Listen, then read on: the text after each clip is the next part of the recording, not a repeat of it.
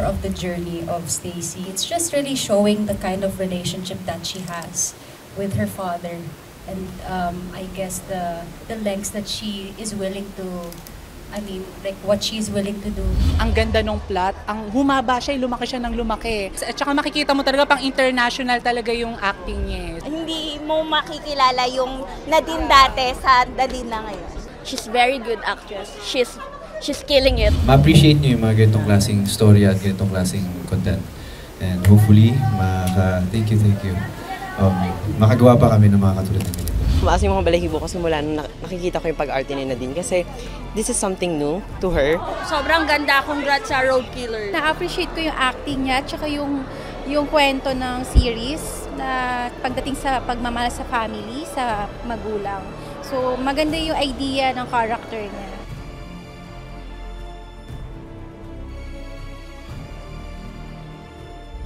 Dahil narinig namin kayo, ang action thriller series na matagal nyo nang hinihintay at hinahanap ay darating na sa Viva One. Road Killer streaming worldwide on March 1 sa Viva One. Bida ka dito!